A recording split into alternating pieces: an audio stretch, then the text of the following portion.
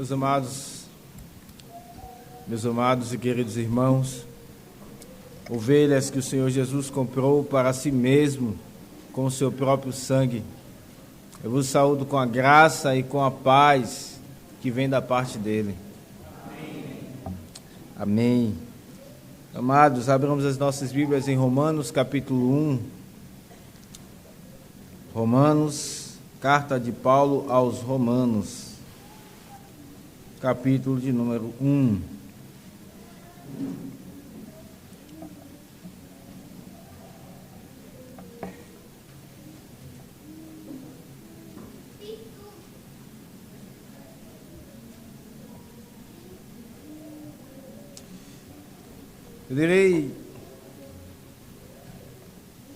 Eu direi a partir do verso 18 até o final, mas nós iremos expor nesta noite a continuação dessa porção a partir do verso 24 até o final do capítulo.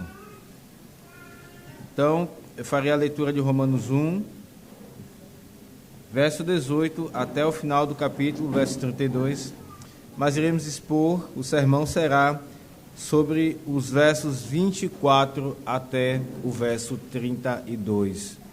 Eu peço que todos então acompanhem com atenção e se lembrem, esta é a palavra do Senhor. A ira de Deus se revela do céu contra toda a impiedade e perversão dos homens que detêm a verdade pela injustiça. Porquanto o que de Deus se pode conhecer é manifesto entre eles, porque Deus lhes manifestou.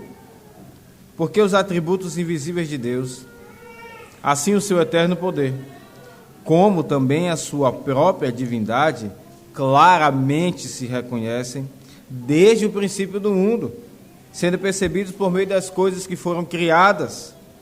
Tais homens são, por isso, indesculpáveis.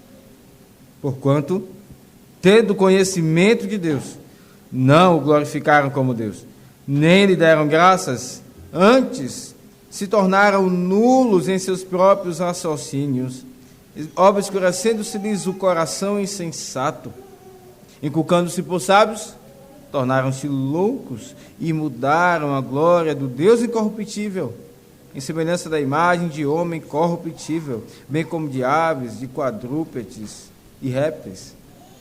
Por isso, Deus entregou tais homens à imundícia, pelas concupiscências de seu próprio coração, para desonrarem o seu corpo entre si. Pois eles mudaram a verdade de Deus em mentira, adorando e servindo a criatura em lugar do Criador, o qual é bendito eternamente. Amém. Por causa disso, os entregou Deus a paixões infames, porque até as mulheres mudaram o modo natural de suas relações íntimas por outro, contrário à natureza. Semelhantemente, os homens também, deixando o contato natural da mulher, se inflamaram mutuamente em sua sensualidade, cometendo torpeza, homens com homens, e recebendo em si mesmos a merecida punição do seu erro. E por haverem desprezado o conhecimento de Deus, o próprio Deus os entregou a uma disposição mental reprovável, para praticarem coisas inconvenientes, cheios de toda injustiça, malícia, avareza e maldade, possuídos de inveja, homicídio, contenda, dolo e malignidade, sendo difamadores, caluniadores, aborrecidos de Deus, insolentes, soberbos, presunçosos, inventores de males, desobedientes aos pais, insensatos, pérfidos, sem afeição natural e sem misericórdia. Ora, conhecendo eles a sentença de Deus, de que são passíveis de morte os que tais coisas praticam, não somente as fazem, mas também aprovam os que assim procedem. Amém. Oremos, irmãos, mais uma vez, suplicamos, ó Deus, a tua graça. Pai que está nos céus, pois somos carentes dela. Acabamos de cantá-la, ó Deus, esta maravilhosa graça. E precisamos dela, inclusive agora, neste momento, ó Deus, do sermão, de pregar a Tua palavra, e inclusive este texto. Ó Senhor, concede graça ao pregador, que ele fale, ó Deus, de forma fiel, santa, a Tua santa palavra, e que também, ó Deus, não só fale explicando-a, mas ela seja aplicada à vida de cada um de nós. Assim a doutrina, ela tome forma na vida de cada um de nós. E assim ouçamos, ó Deus, porque não apenas neste momento há a responsabilidade da pregação, do pregador, mas também de nós que estamos ouvindo e recebendo a Tua palavra. Precisamos, ó Deus, ter ouvidos abertos. O Senhor Jesus mesmo nos advertiu dizendo: vede, pois, como ouvis. Diz o outro texto: aquele que tem espírito, aquele que tem ouvidos, ouça o que o Espírito diz às igrejas. Temos que dar atenção e receber em nosso coração a Tua palavra. Ó Deus, dá-nos a Tua graça também para isso. Peguemos por aqueles que nos governam.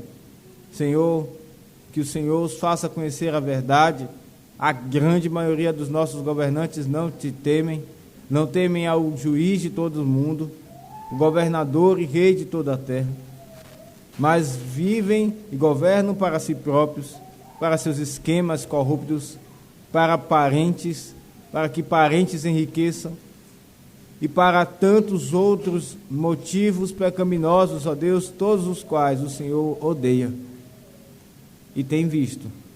Conceda, ó Deus, que se arrependam. Conceda que deem ouvidos tanto ao livro da providência, o livro da criação, que está bem estampado diante de seus olhos. Ouvimos sobre ele no último sermão. Quanto também ao Evangelho, unicamente onde está a graça salvadora de Jesus Cristo. Que o Senhor salve, ó Deus. Mas se ainda não quiserem, oramos, vinga-te deles, entregamos eles à Tua vingança. A vingança pertence ao Senhor, o Senhor irá retribuí-la. É em nome de Jesus que oramos. Amém. Rosária Butterfield, ou Butterfield, eu não sei direito a pronúncia. Você já ouviu esse nome? O nome de uma mulher grande ativista num local chamado Siracusa, nos Estados Unidos. Ativista feminista e que por anos era parceira de uma outra mulher. E elas eram muito ativistas. Elas mantinham trabalhos voluntários, ajudando aqueles que eram necessitados. E também elas mantinham pessoas, elas tinham uma casa onde abrigavam pessoas ativistas que pensavam exatamente como elas. Rosária era uma mulher professora de letras na universidade, nessa cidade de Siracusa. E então, ela mesma testemunha num livro conhecido, eu recomendo que você compre e leia, Pensamentos Secretos de uma Pecadora Improvável, se não me engano é esse o texto. Livro maravilhoso. Onde ali ela mesma revela que a base de todo o seu pensamento eram os escritos de Marx e outros pensadores como Karl Marx, tão conhecidos na sociologia, e que defendem que, de fato, os homens, as pessoas, elas podem viver, elas têm direito a decidir aquilo que elas são. Então, se pensam que existem para ser homens, Não importa se nasceram mulher ou homem, podem viver como homens e vice-versa. Rosária era de fato uma mulher sobre a qual estava a ira de Deus se revelando. Nós passamos pelo último sermão e vimos a ira de Deus que está sendo revelada do céu. E vimos também que essa ira ela é muito bem justificada, porque todo homem, todo ser humano, diz o texto que acabamos de ler, sabe que há um Deus e sabe que esse Deus deve ser adorado.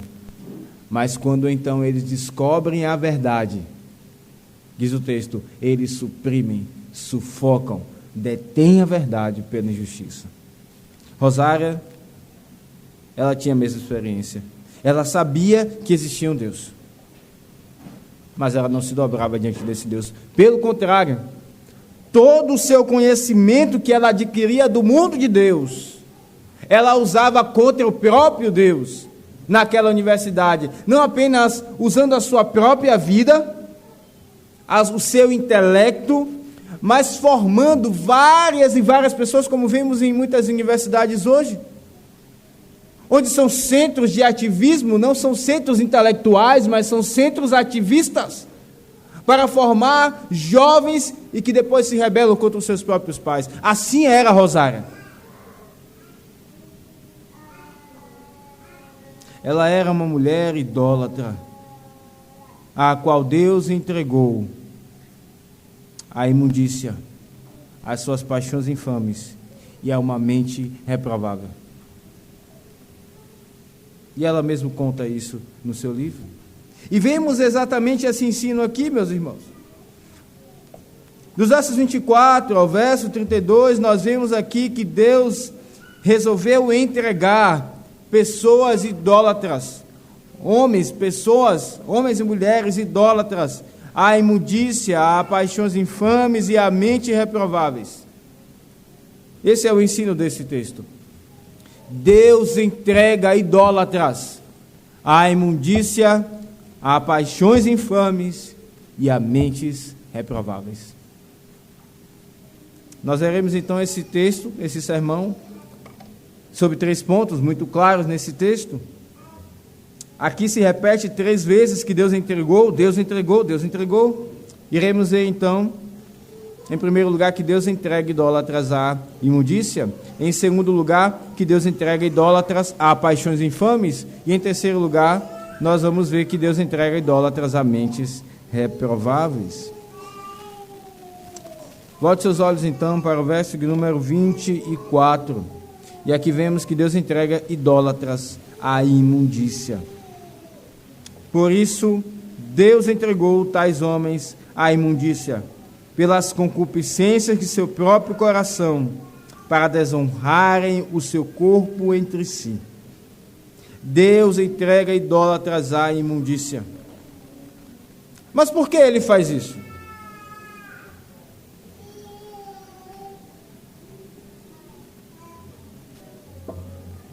Será se é como uma atitude de alguém que tentou, pela obra da criação, convencer o homem de que ele deve se dobrar a Deus, mas o homem então não se dobra, e então Deus, cansado nesse cabo de guerra, então decidiu entregar o homem aos seus pecados? Será se é isso que Paulo está falando? É certo que não. Deus também ele não entregou o homem ao seu pecado, e como alguém que não pode mais fazer nada pelo homem, está angustiado, esperando que ele se arrependa. Não é esta a figura que vemos nesse texto. Sim, é bem verdade que Deus se entristece com a sua criação, que se voltou contra ele mesmo e se entregou ao pecado, e vive em grande infelicidade. Sim, é bem verdade que Deus não tem prazer nisso. Mas o Deus esboçado nesse texto, o Deus desenhado por essas palavras, não é um Deus que está pedindo, por favor, para que o homem se arrependa. E então, ele não tem mais forças para lutar com o seu pecado, então fica esperando. Não. O texto anterior, irmão, já nos ensinou que a ira de Deus, ela é ativa. Ele está ativamente revelando a sua ira do céu contra toda impiedade e perversão dos homens que detêm a verdade pela injustiça. Quando então o texto nos diz que Deus entregou esses homens à imundícia, significa então que Deus mesmo, pela sua própria vontade, pela sua livre vontade, uma vez que esses homens não quiseram a verdade do Senhor, então Deus os entrega. Ele poderia convertê-los, mas Ele os entrega à imundícia. Deus entrega a idólatras, porque eles trocaram aquele que é bendito eternamente pela criatura. Deus os entrega à imundícia. Como Deus então enxerga esse pecado? E já iremos falar mais sobre ele, esse pecado de alguém desejar uma outra pessoa, ou viver como Rosária vivia, com uma outra pessoa do mesmo sexo. Como Rosária que vivia com uma mulher. Como Deus enxerga? Veja, o texto diz, Deus entregou tais homens à imundícia.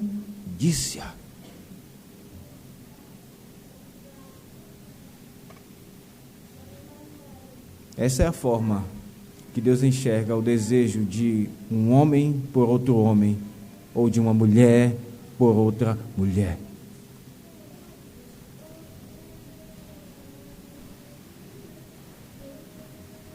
Nesses dias, irmãos, vivemos um evangelho que diz que Deus é amor e aceita as pessoas todas como elas são, sem que elas mudem de forma alguma.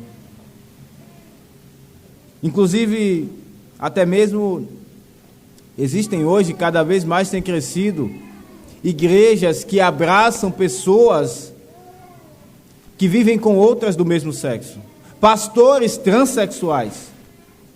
Ou pastoras transexuais. Em nome do amor.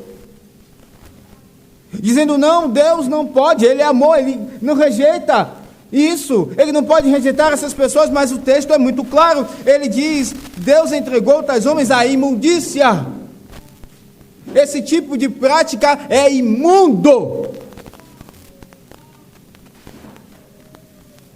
diante do Senhor. Não há outra palavra aqui. Não há como florear esta palavra. Este evangelho de que Deus recebe todas as pessoas como elas são e que elas não precisam mudar é um evangelho que vem de Satanás. Porque é Satanás que cegou os olhos do entendimento das pessoas para que elas vivam prisioneiras de seus próprios pecados e não alcancem a luz e sejam libertas daquilo que é o seu próprio algoz.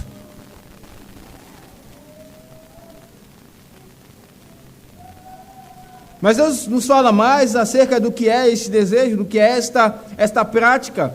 Diz o texto, Ele entregou tais homens à imundícia pela concupiscência de seu próprio coração. Pela concupiscência, pelo um intenso e insaciável desejo. Isso significa a concupiscência. Com alvo na criatura, não no Criador. Irmãos, todos nós fomos criados com um desejo insaciável. E nisso, então, aqueles que têm tais práticas revelam a imagem de Deus, que não foi tirada deles, mas Deus mantém.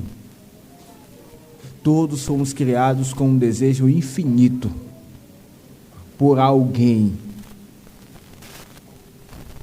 O problema é onde aplicamos esse desejo. As pessoas que praticam este pecado, elas colocam esse desejo, elas depositam esse desejo numa criatura e não no Criador. É uma concupiscência. E Tiago mesmo nos diz, no capítulo 1, verso 16, que ninguém, ao ser tentado, diga de Deus sou tentado, mas cada um é tentado quando atraído pela sua própria cobiça do seu próprio coração. Ela o atrai e o seduz. E depois dá à luz o pecado. Mas veja mais, o texto nos diz que essa é uma concupiscência do próprio coração. É isso que está escrito aí no verso 24. Deus entregou tais homens à imundícia pelas concupiscências de seu próprio coração. Esse desejo brota do coração daquelas pessoas que mantêm essa prática de desejar alguém do mesmo sexo.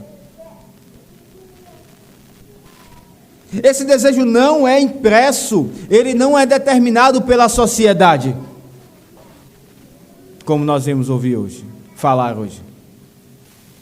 Não é como que uma pessoa que nasce como uma folha em branco e então se decidirá aquilo que ela é. E a sociedade então irá influenciar aquilo que ela é, homem ou mulher. Não, o texto nos diz que essa concupiscência vem do seu próprio coração. É verdade que o mundo caído clama para que as pessoas vivam esse tipo de pecado, ainda mais nos nossos dias. Mas isso brota do próprio coração. O Senhor Jesus mesmo nos disse, o que contamina o homem não é o que vem de fora, mas é o que vem de dentro. Isso contamina o homem. Essa concupiscência é de seu próprio coração, diz Paulo. Esse desejo por outra pessoa do mesmo sexo vem do próprio coração. E quando então ela vive tal prática, ela está revelando o seu próprio coração. Ela não é uma mera vítima da sociedade, como muitos hoje dizem. Como esse texto, irmãos, ele é tão atual, não é verdade? Paulo está escrevendo há aproximadamente 2000 anos, mas esse texto é tão atual para os nossos dias. Deus entregou a idólatras à imundícia. É isso que vemos aqui em primeiro lugar, nessa porção de 24 a 32. E o texto então nos diz que há um objetivo, digamos assim, ou uma consequência, quando Deus entrega essas pessoas a este tipo de pecado. Diz o texto no final do verso 24, para desonrarem o corpo entre si. Com certeza é um ato de desonra e grande vergonha. Submeter-se ou submeter alguém a tal prática terrível, ela é inominável. Para desonrarem o corpo entre si. E o texto então nos mostra mais motivos, como se não bastassem aquilo que já foi mencionado. No verso 25, então, o apóstolo Paulo nos diz, pois eles mudaram a verdade de Deus em mentira, adorando e servindo a criatura em lugar do Criador, o qual é bendito eternamente. Amém. Eles mudaram a verdade de Deus, e antes que alguém diga, pastor, essa é a tua verdade, fique com ela, eu tenho a minha. Ou então, essa é a verdade de Paulo, ou essa é a verdade da Bíblia. O texto nos diz que eles mudaram a verdade de Deus, não a outra verdade. É uma redundância necessária. Não era necessário Paulo dizer a verdade de Deus, porque se é verdade, ela vem de Deus. Mas o texto clama por essa redundância necessária. Esta verdade, ela não é de homens, ela é de Deus. E como este mundo precisa dar ouvidos a esta mensagem hoje, eles dizem, esta é a verdade de vocês que são tão limitados de raciocínio, crentes, cristãos. Vocês precisam ser evoluídos. É um contrassenso assumir que há mais de uma verdade. É um contrassenso assumir que há mais de uma verdade. Quando algo se contradiz com uma outra afirmação, um dos dois é mentira. Não há como assumir as duas verdades, mas este mundo hoje nos leva a aceitar que duas coisas contraditórias são verdades. E todos devem viver dessa mesma forma. Não, a Escritura não está preocupada com esses milímetros. Deus, Ele coloca a sua verdade, ela é a única. Ela é a única. Este pecado é então inominável, pois eles mudaram a verdade de Deus em mentira. Mudaram a verdade de Deus em mentira. Ora, por que eles fizeram isso? Porque Deus fala que mudaram a verdade de Deus em mentira. Porque eles então adoraram e serviram a criatura em lugar do Criador. Eles mostraram reverência à criatura. É isso que significa aqui a adoração. Eles serviram a criatura. A reverência é aquele temor, amor de colocar aquilo ou aquela pessoa acima de tudo. E de viver para aquilo ou para aquela pessoa. E o serviço é o ato de pegar a sua própria vida, reuni-la completamente e colocá-la em serviço deste Deus, deste objeto ou desta pessoa. E não é exatamente isso que o homem fez? Ele foi criado perfeito, sem pecado, para adorar e servir a Deus, para amar a Deus. Ele foi feito em amor. E depois recebeu uma mulher.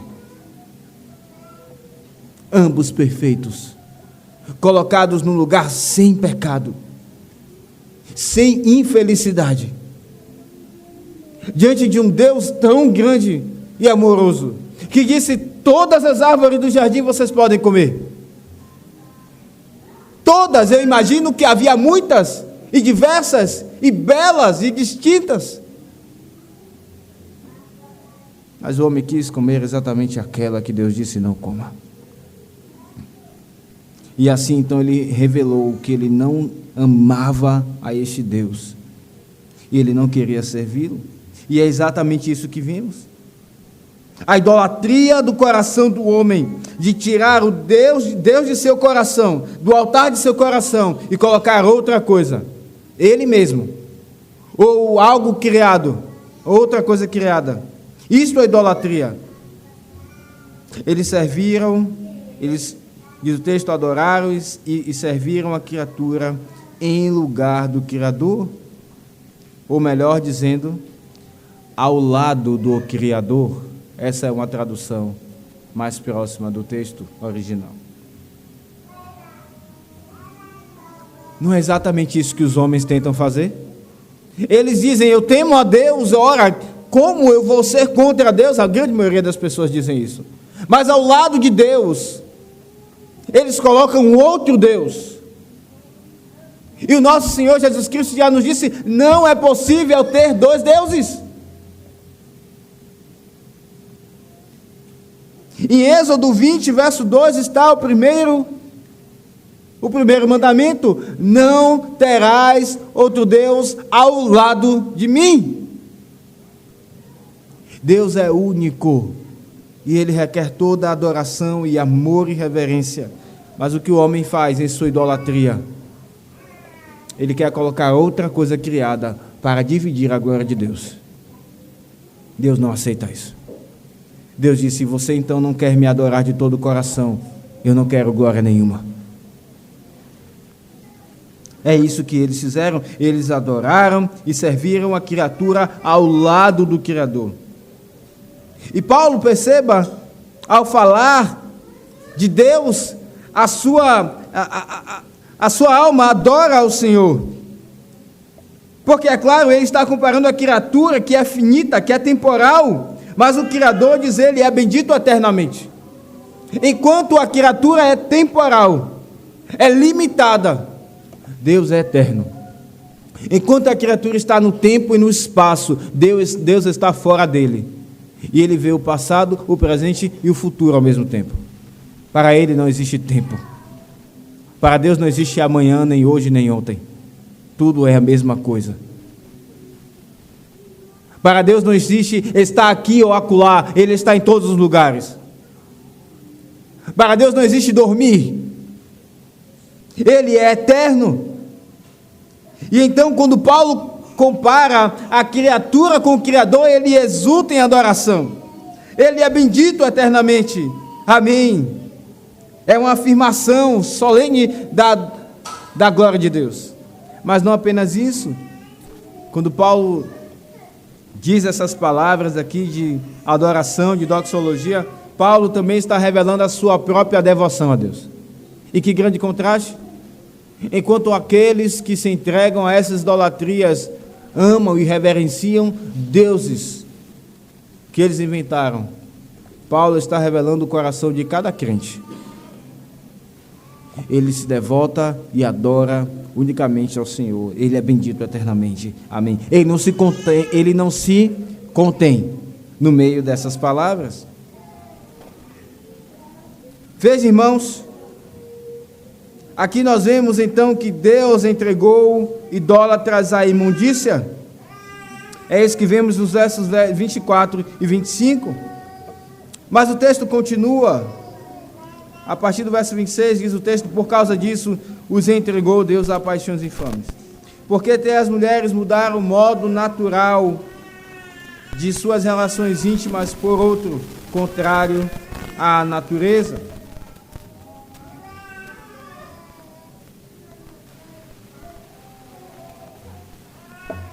Deus entregou idólatras às paixões infames. Deus entregou idólatras a paixões infames.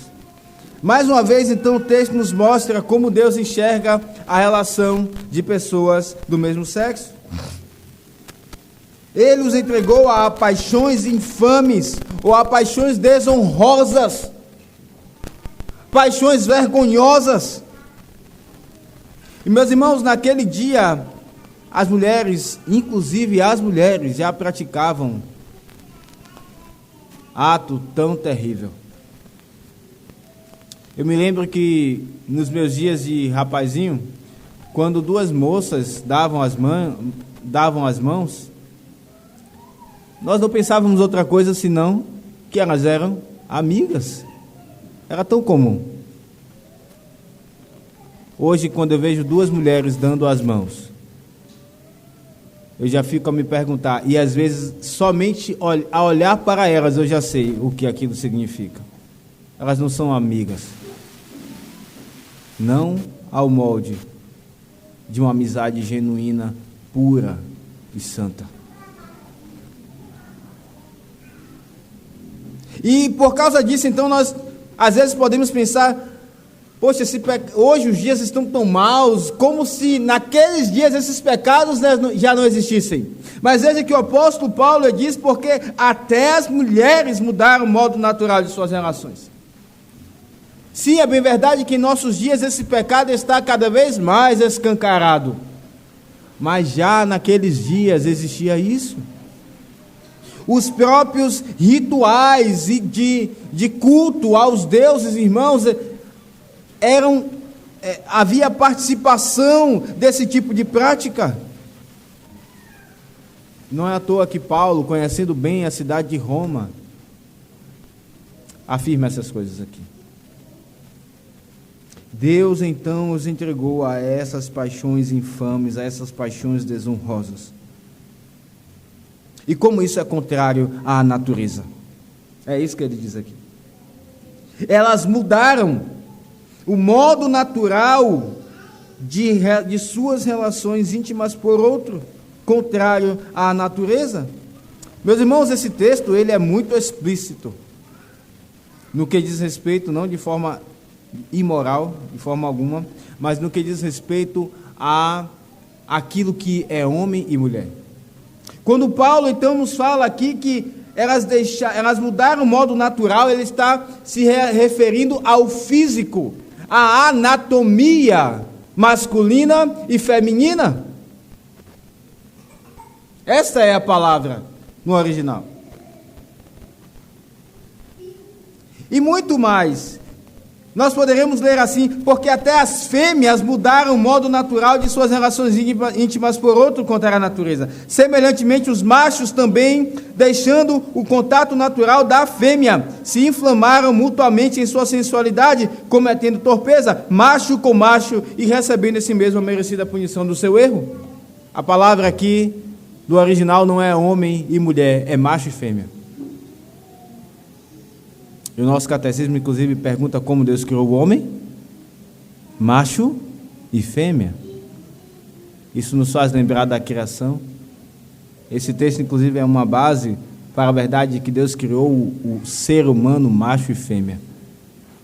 Homem e mulher os criou, em sua imagem e semelhança, em conhecimento, retidão e santidade, com domínio sobre as criaturas.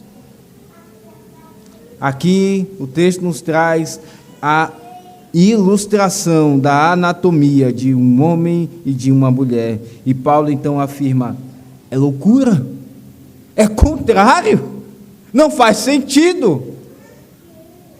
Será se alguém não está vendo que um homem não combina com um outro homem? E uma mulher não combina com uma outra mulher?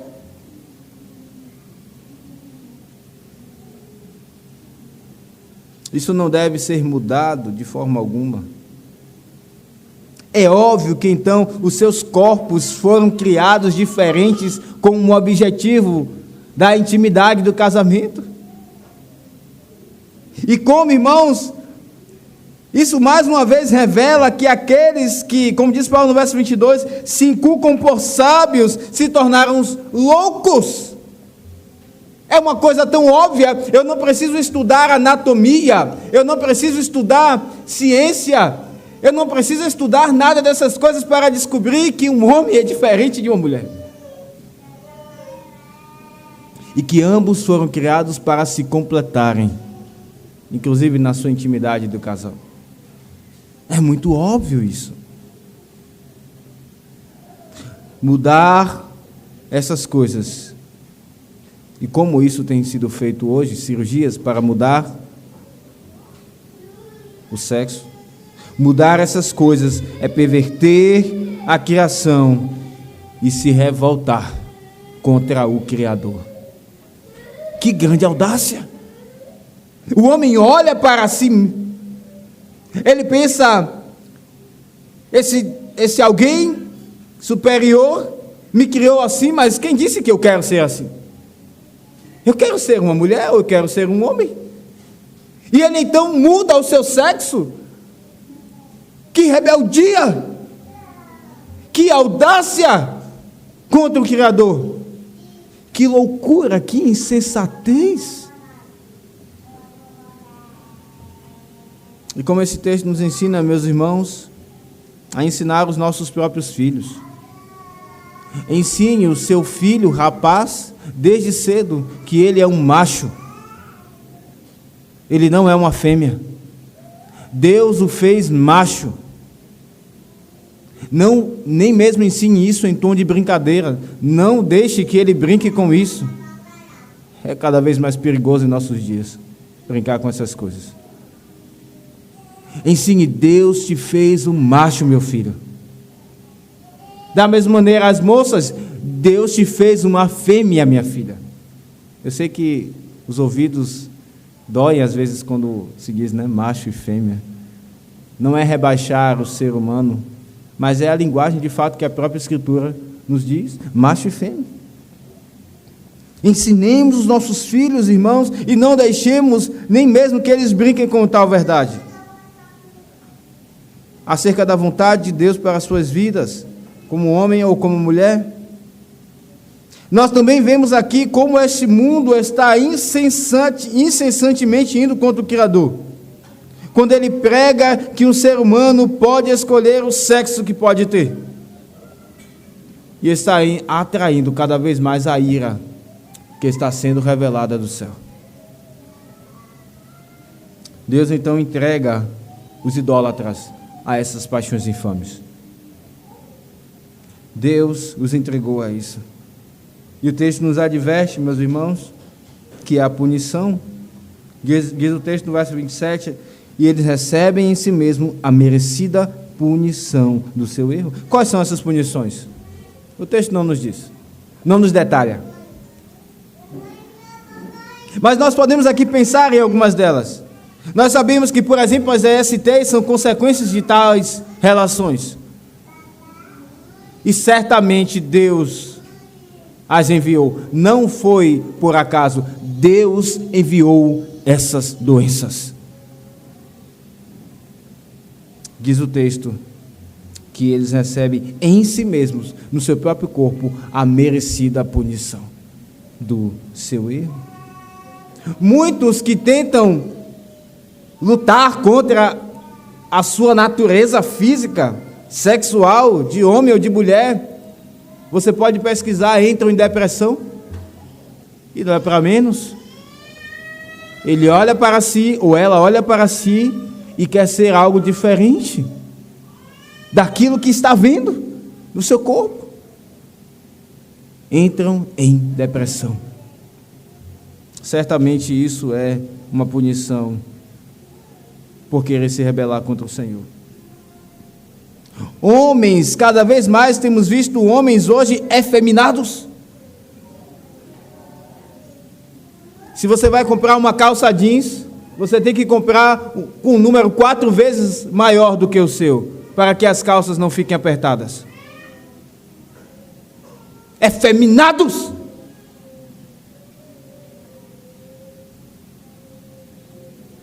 Camisas que nós olhamos, sabemos que ali está um homem, mas são camisas curtas de uma mulher.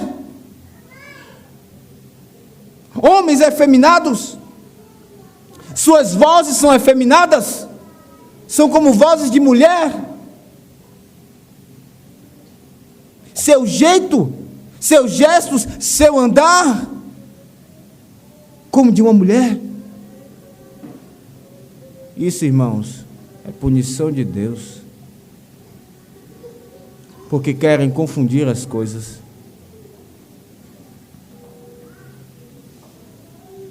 Mulheres cada vez mais masculinizadas. Elas querem ser iguais aos homens, e às vezes se vestem como homens. Os seus cabelos são como cabelos de homens. Nós olhamos às vezes para algumas mulheres e não sabemos se é um homem ou se é uma mulher. O corte é um cabelo de homem. A camisa é uma camisa de homem. A calça é uma calça de homem. O sapato é de homem. As vozes são mais grossas. Às vezes porque elas mesmas colocam assim, às vezes fazem até mesmo cirurgias. Certamente Deus tem enviado punição. O homem ou a mulher, porque ele coloca em sua cabeça que ele é diferente. Então Deus traz toda essa confusão na sua vida. Como isso é triste e lamentável.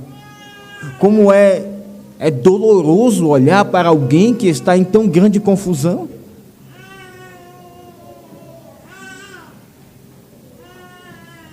Mas é Deus mesmo, irmãos, que faz isso. Porque se entregaram à idolatria. Porque colocaram um outro, ou alguma coisa, ou alguém no lugar de Deus. Então, o texto nos diz que Deus entrega. Perceba que há uma relação muito próxima, o texto nos ensina, entre a idolatria e o desejo homossexual. Porque essas pessoas, então, tiraram Deus de seus corações. Porque elas quiseram adorar a criatura em lugar do Criador. Deus as entrega à imundícia. Deus as entrega a paixões infames. A idolatria é o início.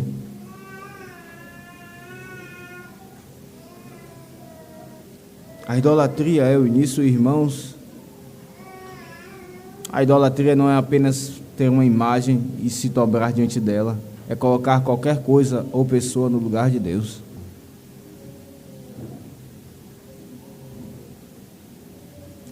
Talvez você ouça essas palavras e diga: eu estou longe, muito longe. Muito obrigado, eu estou longe, muito bem, obrigado, destes pecados. Mas se nós criamos ídolos em nosso coração, esse texto nos está nos ensinando que não estamos tão longe assim. Que não estamos tão longe assim. Que cuidemos, que examinemos os nossos corações. Quando nós então queremos colocar até mesmo a nós mesmos no lugar de Deus.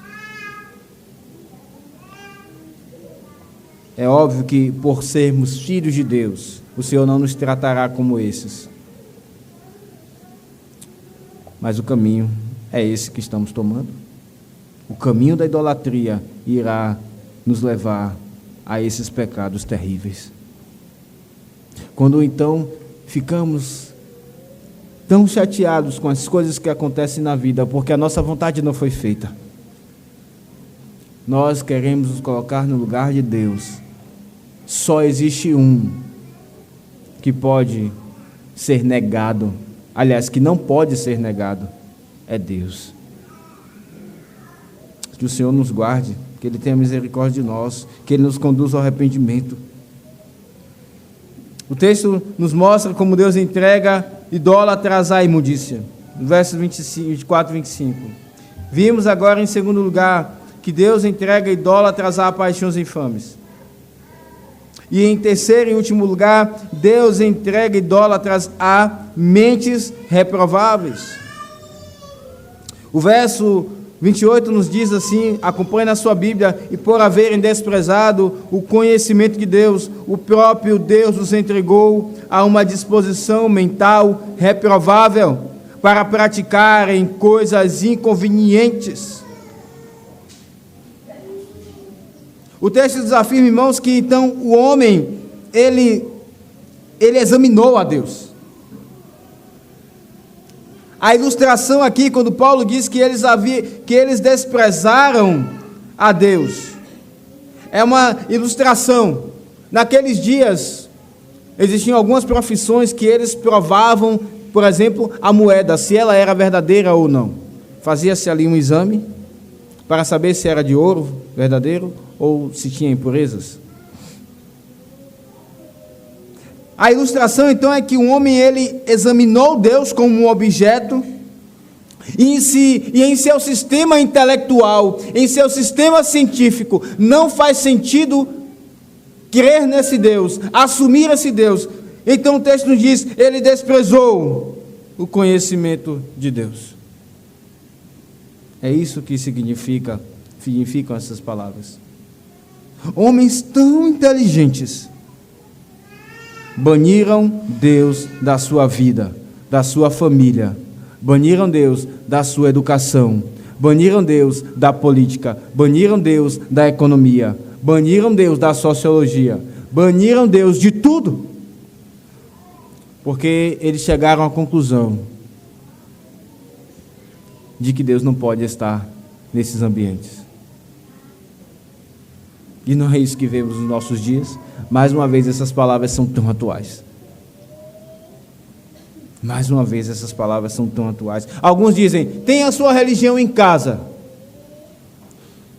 Mas aqui na universidade, ou aqui nesse debate político, nós estamos tratando de ciência ou de coisas sérias.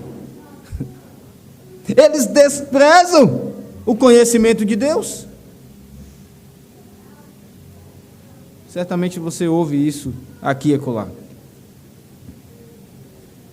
Mas, ironicamente, o texto nos diz que Deus os entregou a uma mente inútil. Eles julgam que Deus é inútil para eles. Diz o texto que então o próprio Deus os entregou a uma disposição mental reprovável, inútil. Inútil. E não é isso que é o homem sem Deus? Ele é inútil, porque ele foi criado para Deus, para adorá-lo.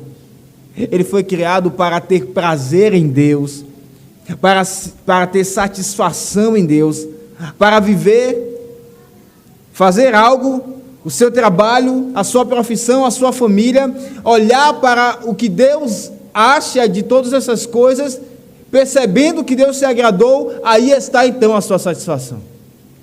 Aí está o seu pagamento. Foi para isso que nós fomos criados. O homem baniu Deus da sua vida, do seu coração,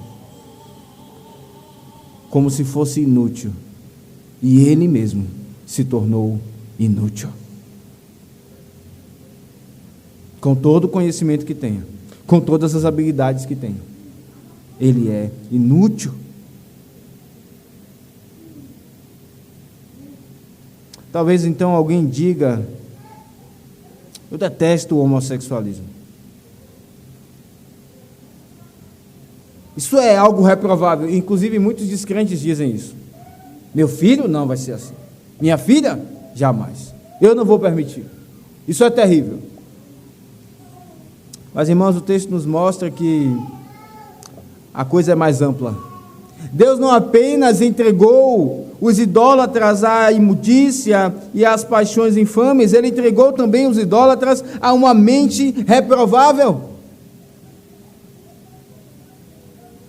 O texto está nos querendo mostrar, e veremos aqui, como mudar a ordem que Deus estabeleceu, mudar o relacionamento que Deus estabeleceu, ou seja, Ele é Deus e nós somos sua criatura, e devemos viver para Ele, devemos nos devotar a Ele, devemos amar a Ele.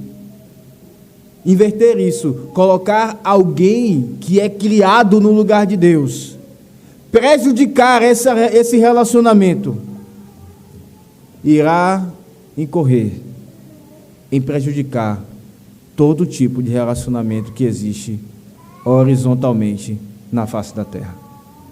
Paulo já exemplificou o casamento, homens com homens, mulheres com mulheres, e agora ele irá falar de tanto tipo de pecado. Veja, diz o texto aqui,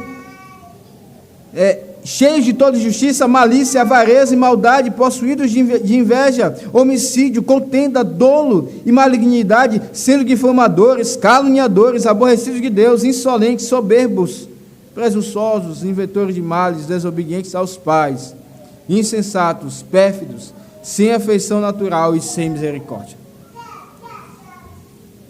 Todos os mandamentos estão aqui, do 5º ao 10º. Veja, desobedientes aos pais. E como vemos isso hoje? Como vemos isto hoje? Cada vez mais os jovens se rebelam contra os seus pais. Cada vez mais eles olham para a cara de seus pais e dizem: eu sei o meu direito. Me bata e eu vou dar uma queixa do senhor ou da senhora. Se rebelam contra os pais. Pecados contra o 6º mandamento aqui, homicídio, contenda e outros mais. Pecado contra o 7º mandamento, já foram citados. Mulher com mulher, homem com homem. Pecado contra o 8º mandamento também está aqui. Pecados contra o 9º mandamento, a malignidade, a difamação, a calúnia. Pecado contra o 10º mandamento. Todos estão aqui. Todos estão aqui. A idolatria perverte tudo. A idolatria acaba com todos os relacionamentos entre os seres humanos. Ela torce, ela corrompe e torna tudo terrível e perdido. E uma vez então que o homem deu uma sentença a Deus em seu coração, de que ele é reprovado, diz o texto no verso 32, ora, conhecendo eles a sentença de Deus, de que são passíveis de morte os que tais coisas praticam, não somente as fazem, mas também aprovam os que assim procedem. não apenas fazem essas coisas, mas eles aprovam. E como vemos isso nas redes sociais, inclusive? O like, a curtida, comentários, aprovando tais coisas que são contrárias à lei de Deus. Isso também é pecado. Como muitos vão atrás hoje em passeatas, ouvem músicas, contribuindo para a audiência, músicas que são imorais, que quebram a lei de Deus. Se não apoiassem, pelo menos economicamente falando, não se manteriam. Mas ainda assim há quem pratique e há quem apoie. Meus irmãos, como é terrível esse texto, mas nós não poderemos parar aqui. Eu sei que ele é pesado, nenhuma alma pode suportar. Então a Escritura nos ensina que a lei serve de aio, diz o apóstolo Paulo em outro lugar, para nos guiar a Cristo. O objetivo da lei é que eu e você nos sintamos de fato exatamente assim, abatidos, sem força. E vem então uma pergunta: e agora? A vida é isso? Só existe isso na Bíblia? Não há esperança? É certo que há. Abra sua Bíblia em João 19, verso 30. João 19, verso 30.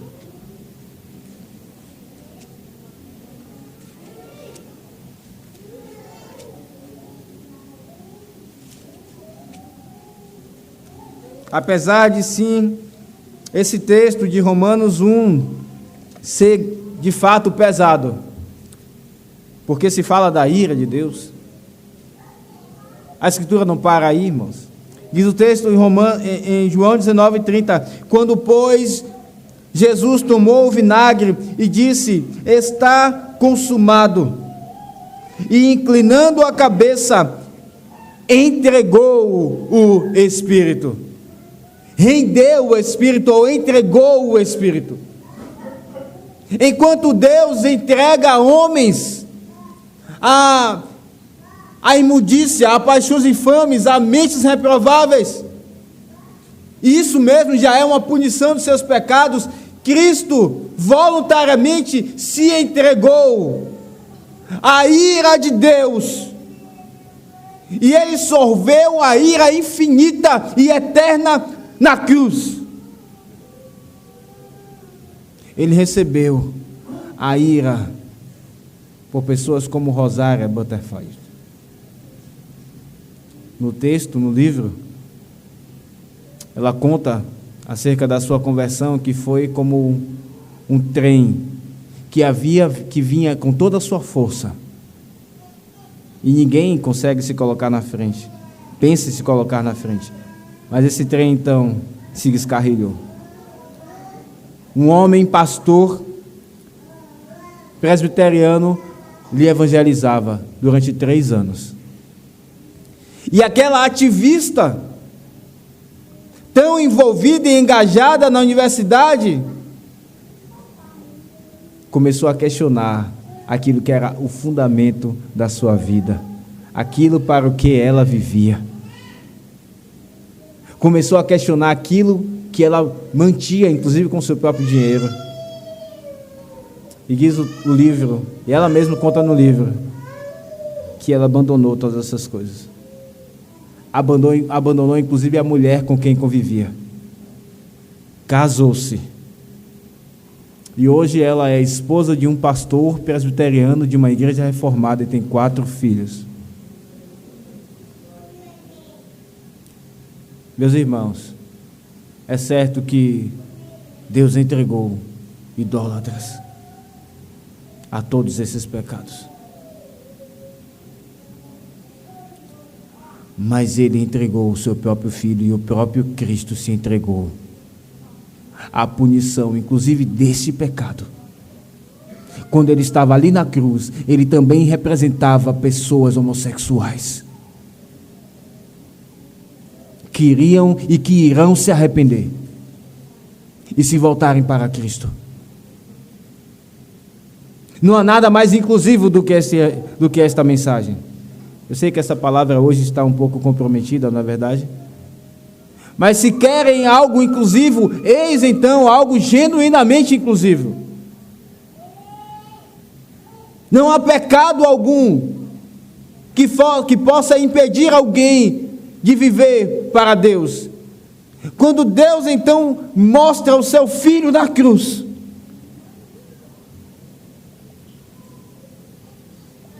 uma alma pecadora se arrepende e deixa os seus pecados.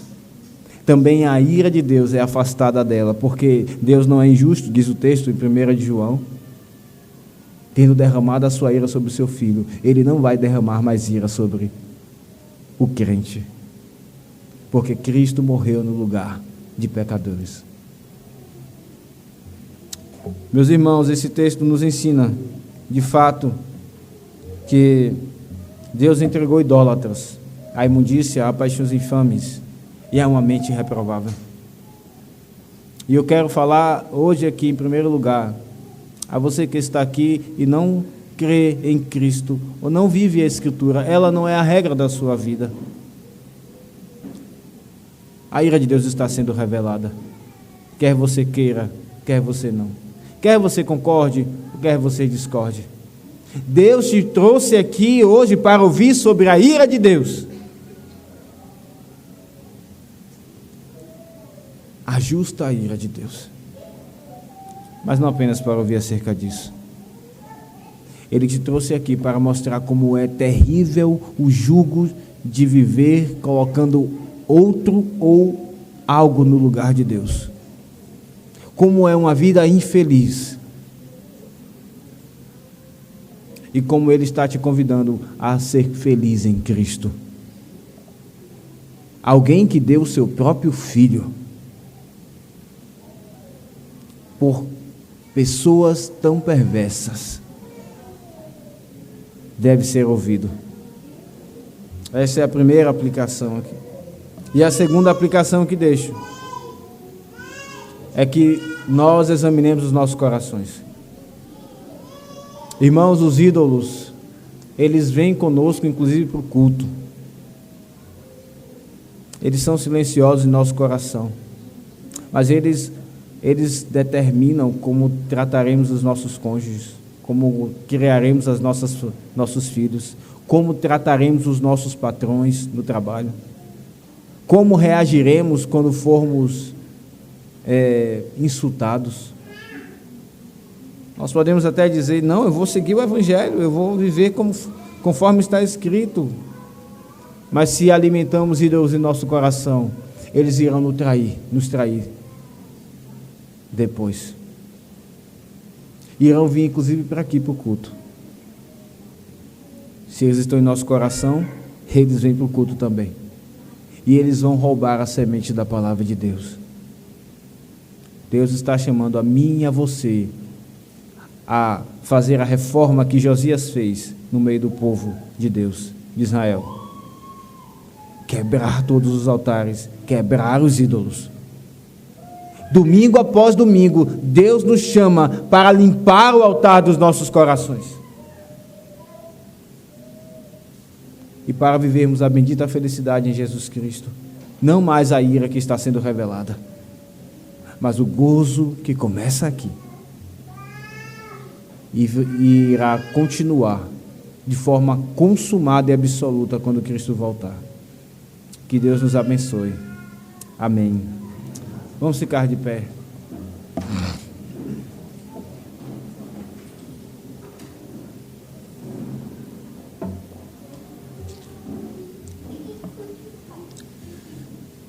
Vamos orar, irmãos. Maravilhoso Deus e Pai, nós te bendizemos pela palavra do Senhor, pela verdade de Deus.